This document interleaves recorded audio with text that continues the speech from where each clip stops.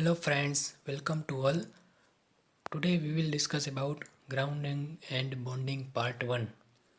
It is covered in the subject of power quality and management. Topics to be covered are introduction of grounding and bonding. Then we will discuss about National Electrical Code NEC grounding equipments. Then essentials of a grounded system, and then we will see the grounding electrodes. So these are the points to be covered. First we will see the definition of grounding.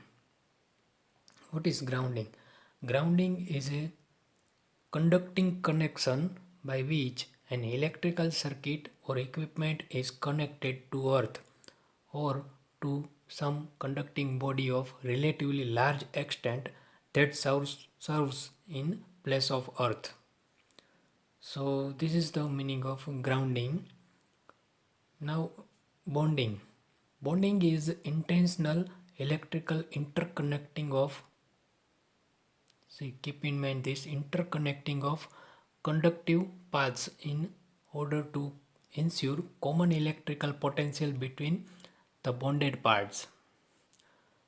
Generally, people make mistake such that grounding and bonding both are equal, but these two are not same.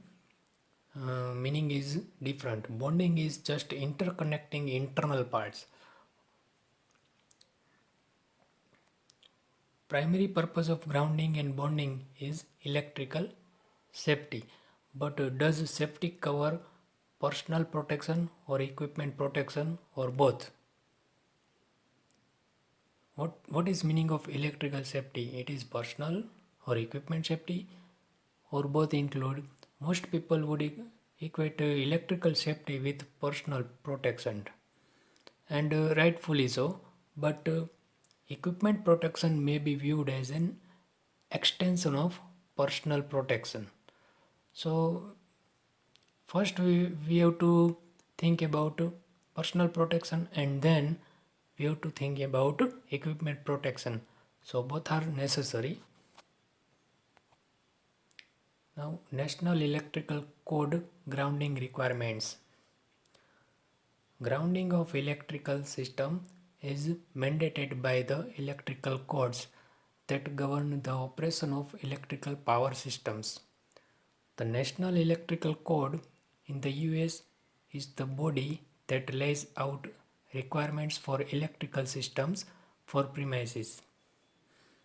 Article 250 of the NEC requires that the following electrical systems of 50 to 1000 volt should be grounded.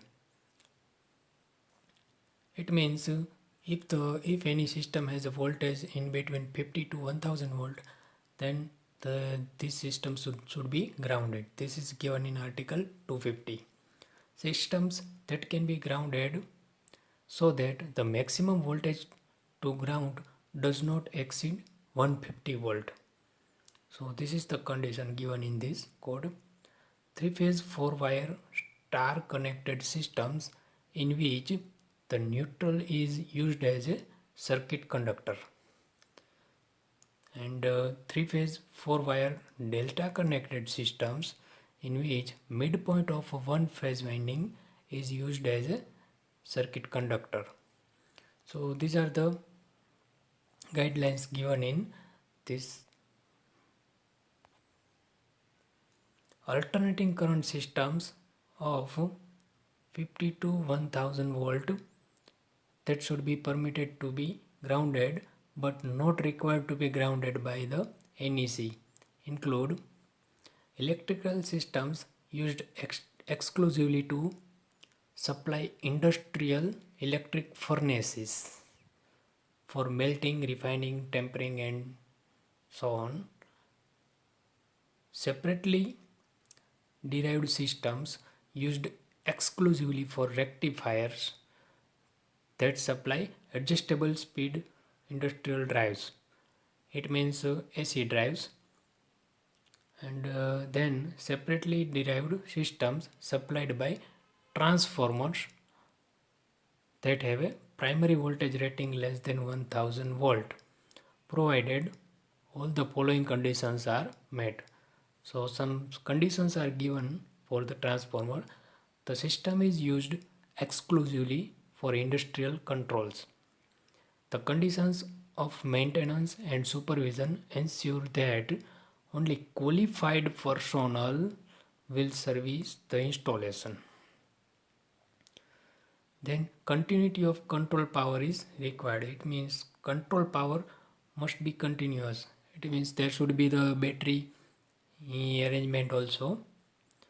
Ground detectors are installed in the control system.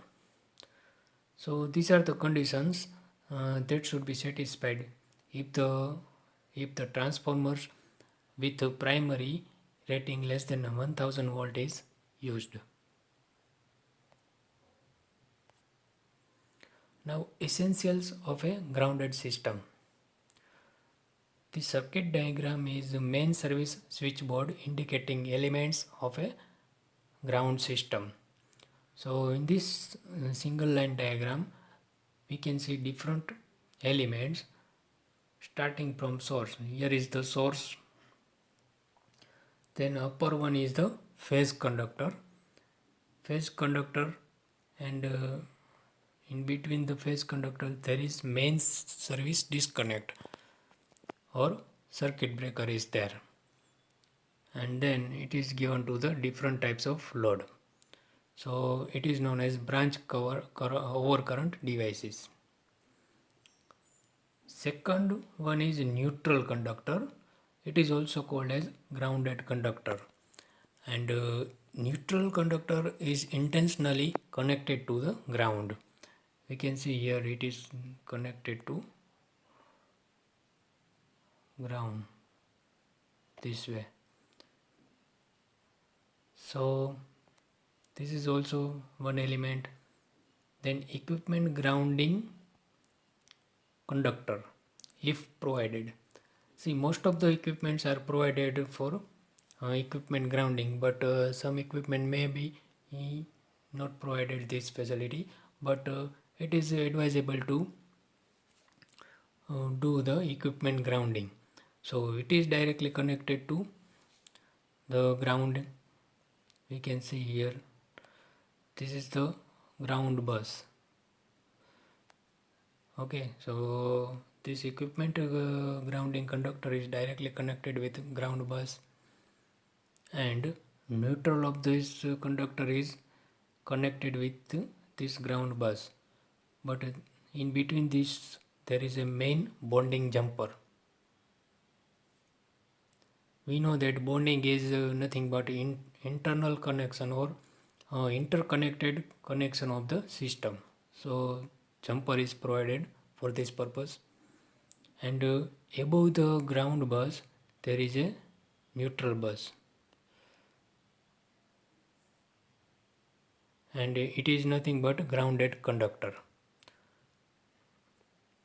Here is a grounding electrode conductor. So it is nothing but a type of conductor, and then it is connected with ground. So these are the elements. Now we will see these elements in some detail. The elements of figure are defined as below. First one is ground conductor. A circuit conductor that is intentionally grounded. For example, the neutral of a three-phase Y-connected system or star-connected system, or the midpoint of the single-phase 240 or 120 volt system. So this is known as grounded conductor. Second one is grounding conductor. A conductor, it is nothing but conductor. A conductor used to connect the grounded circuit of a system to a grounding electrode or electrodes. Another element is equipment grounding conductor. Conductor used to connect the non-current carrying metal parts of equipment, raceways and other enclosures to the system grounded conductor the grounding electrode conductor or both at the service equipment or at the source of a separately derived system. Now, main bonding jumper, an unsliced connection used to connect the equipment grounding conductor and the service disconnect enclosure to the ground conductor of the power system. So it is known as main bonding jumper. Ground, earth or some conducting body of relatively large extent that serves in place of earth. So generally earth is used, but in case earth is not nearby, then relatively large extent will be used in place of earth. Ground electrode, a conductor or a body of conductors in intimate contact with the earth for the purpose of providing a connection with the ground. So it is nothing but one conductor is there. It is used for ground electrode. Grounding electrode conductor. Conductor used to connect the grounding electrode to the equipment grounding conductor, the grounded conductor, or both. It means it can be used for grounding conductor, grounded conductor, or both. So this is all about this. Reference: Power Quality book by C. Shankaran, CRC Press. Thank you.